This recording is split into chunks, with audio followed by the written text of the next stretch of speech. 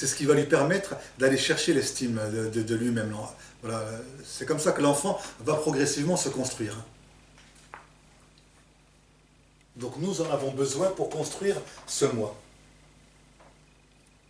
Là, c'est ce que les psys appelleraient le soi, le centre. C'est ce qui nous connecte à l'énergie du divin. Ou le jeu, il y en a qui disent le jeu aussi. Non, le jeu c'est encore... Le jeu c'est ça. D'accord. Le jeu c'est encore le moi qui est en train de s'affirmer. Oui. Voilà, c'est le moi qui s'affirme socialement. Voilà, qui se donne une identité.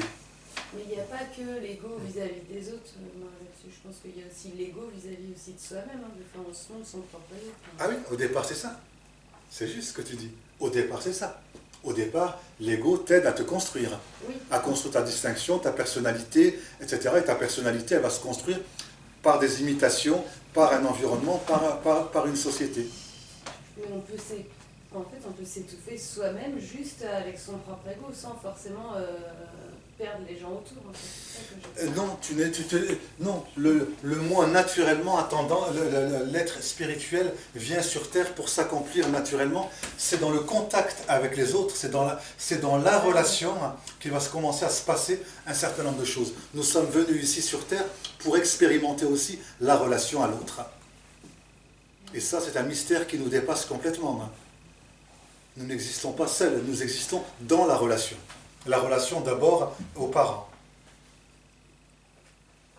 Et ensuite, tu vois, au monde qui nous entoure. Donc ça, c'est un problème d'éducation, parce qu'à l'école, on nous apprend plus la compétition que de savoir vivre ensemble les uns les autres. Donc c'est d'où là les égos qui sont... Absolument, absolument. L'éducation, malheureusement, beaucoup d'éducation nous mettent en compétition, effectivement, avec les autres. Et c'est très juste, c'est très beau ce que tu dis. Voilà. Et on ne nous apprend pas à vivre en harmonie, c'est-à-dire à accueillir sa propre énergie créatrice à l'intérieur de soi, prendre de la vie ce dont j'ai besoin pour me construire, et à un moment donné, stop. C'est pour ça que les sages te disent à un moment donné, le sage te dit à un moment donné, cesse de vouloir trop apprendre. Expérimente ensuite, vis. Nous accumulons, et nous devenons des mémoires ambulantes quelque part. Nous ne travaillons qu'avec le mental qui lui est un ordinateur d'information. Il ne fait que du traitement d'information. Il reçoit et il émet l'information. Donc nous avons besoin quelque part de ce moi, le moi qui se construit quelque part. Donc on va en parler un petit peu. Lui, cette épaisseur-là, cette épaisseur du moi dans mon contact avec l'autre va se construire à travers 3 pôles énergétiques. Ces 3 pôles énergétiques vont être le mental, le vital et l'émotionnel. Voilà les 3 pôles énergétiques avec lesquels l'être spirituel va se construire. Va s'épanouir, pardon.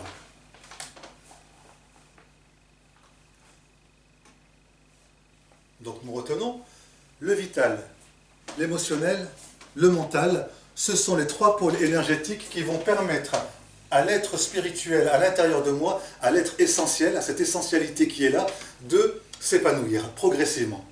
Donc je peux l'étouffer par ces 3 pôles énergétiques, comme je peux l'amener à s'épanouir. Je vais l'étouffer lorsque effectivement cette énergie d'ego, à un moment donné, je ne vais pas m'en libérer, je ne vais pas garder une distance avec elle. Une fois que j'ai commencé à devenir, entre guillemets, j'allais dire, adulte, ça y est, je suis arrivé à un acte d'épanouissement, de croissance suffisant, je laisse tomber de l'ego pour accueillir cette énergie de la création, cette énergie spirituelle qui est en moi. Voilà le chemin, voilà là où l'éducation ne nous apprend pas. L'éducation favorise le développement de l'ego. L'éducation joue un rôle extrêmement important. Quand tu parlais tout à l'heure de compétition, etc. à l'école, oui, il favorise tout de suite, il donne une grande importance à l'ego. Voilà le souci. On ne nous apprend pas à être en harmonie les uns avec les autres. Il n'y a pas de rivalité possible, il n'y a pas de compétition possible. Il y a une harmonie à aller chercher. Que ce soit avec nos partenaires, que ce soit avec nos enfants, que ce soit... Voilà, lorsque nous rencontrons une personne, la vie nous a donné cette personne pour vivre un vortex avec cette personne.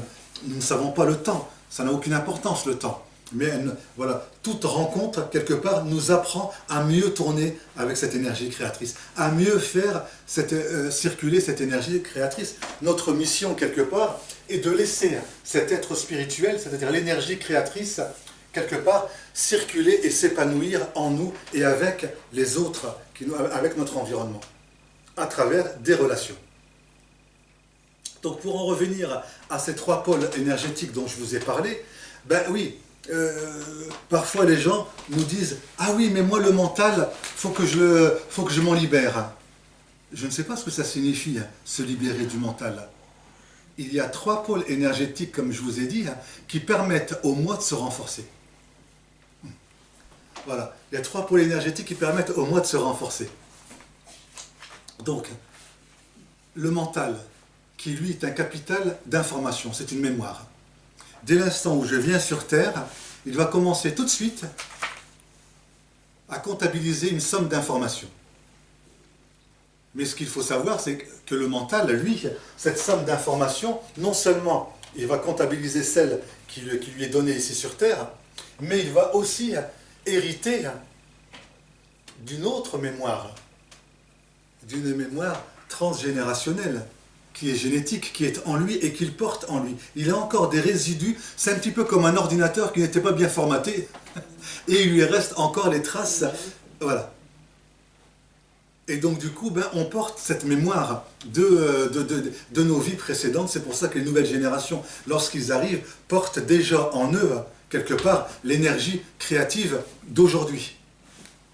Voilà, il y a une transmission qui se fait de génération en génération, même sur un plan spirituel, pas que sur un plan physique. Et donc, le mental, lui, son rôle et sa mission exclusive, c'est la mémoire, voilà, c'est quelque part de nous amener à ordonner les choses par rapport à cette mémoire. Il nous aide à mettre de l'ordre, à apporter un recul. Le mental est l'attribut fondamental de l'être humain. C'est ce qui le distingue de l'animal, et nous le savons bien. L'animal en reste au vital et à l'émotionnel. L'animal n'est pas doté du mental, qui est un attribut, donc, comme je viens de le dire, spécifique à la nature humaine. C'est ce qui va nous permettre d'opérer un recul, d'opérer une conscience d'organisation, puisque l'organisation est spécifique à l'humain, tout le système social que les humains mettent en place, que nous avons mis en place, voilà, notre mission, c'est d'apprendre à nous organiser pour peut-être un jour nous libérer et accéder à l'avènement de notre réelle et authentique spiritualité. Mais nous en sommes encore loin. Donc le mental est un outil extrêmement important. Le danger, bien entendu, c'est lorsqu'il va prendre le monopole et que c'est lui qui va devenir le maître à bord. Mais de la même manière que lorsque c'est le vital. Le vital, c'est l'énergie du corps. C'est l'énergie physique, c'est mon corps. Qui lui porte cette énergie sexuelle. L'énergie de la vie, de la procréation, c'est l'énergie animale.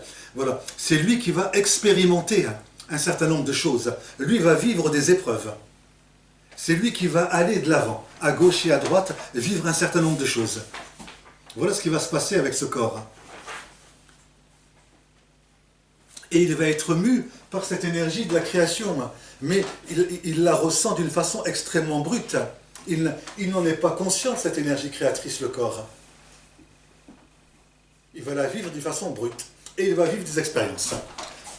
Guidé quelque part par l'énergie de la création, par l'être spirituel qui, lui, sait ce que nous ne savons pas, ce que le moi ne sait pas. L'être spirituel, il est en connexion avec le divin, il sait des choses que nous ne savons pas. C'est lui qui porte cette mission de vie, c'est lui qui nous guide là où nous devons aller. C'est lui l'authentique intuition. Ce n'est pas le flair de l'animal. L'authentique intuition, c'est lorsque je suis en connexion avec mon être spirituel et qui lui me dit sur un plan beaucoup plus vaste ce que j'ai à faire sur Terre. C'est lui qui me guide dans mes rencontres, sur un plan professionnel, etc. Voilà, c'est lui qui va m'amener à faire les bonnes rencontres pour m'épanouir. Le corps vital, lui, est assoiffé d'expérience, exclusivement. et je ne dirais pas d'expérience, d'expérimenter des choses. Voilà, il va éprouver un certain nombre de choses. C'est le mental qui va l'élever au stade de l'expérience parce qu'il va opérer un recul sur tout ce qui t'arrive. C'est le mental qui élève sur un plan, voilà, qui donne de la conscience, qui donne un recul. Voilà pourquoi le mental est important. Aussi important que le vital. Et le vital, qu'est-ce qui va se passer quand il va vivre les expériences? Il va les vivre avec le ventre, avec l'émotionnel. Les deux vont œuvrer de pair, et ça c'est l'étape animale, ils vont œuvrer de pair pour me donner un sens à ma vie, pour m'animer de vie, pour m'amener à cheminer, pour m'amener à avancer, pour m'amener à apprécier la vie. Ce sont les émotions qui vont donner à mon expérience le goût et le plaisir de la vie.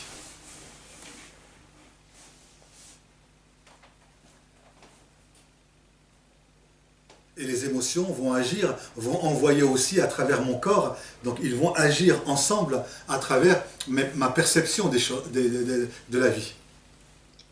Comment je perçois, comment je goûte les choses à travers tous mes sens. Voilà comment le pôle émotionnel va agir avec le corps. Ils agissent tous les deux ensemble. Et après, c'est rationalisé par le mental. Absolument. Le mental va opérer un recul par rapport à tout ce qui va... Voilà. Et donc, effectivement, quand quelqu'un te dit « Ah oui, mais moi je suis très émotionnel », ben oui, il y a des personnes qui vont réagir d'abord par le ventre. D'autres, ils vont attendre d'expérimenter les choses. Ou d'autres, ils vont tout de suite mentaliser les choses. Donc, chacun, effectivement, au niveau de ces trois pôles énergétiques qui œuvrent à notre accomplissement, à l'accomplissement de notre être spirituel, nous allons avoir, effectivement, selon nos histoires personnelles, selon notre aliénation, nous allons réagir par tel ou tel pôle. Si durant mon enfance, mes parents m'ont dit « Attention, attention », ont été extrêmement prudents, m'ont contaminé avec des peurs, mon vital aura du mal à aller expérimenter. On est quand même déjà avec une coloration due aux générations d'avant, due à ce qu'on est peut-être sûrement dans l'essence même de nous. Ah, absolument, absolument Patricia, nous venons absolument avec un héritage qui est là, bien sûr, c'est ce que je disais tout à l'heure.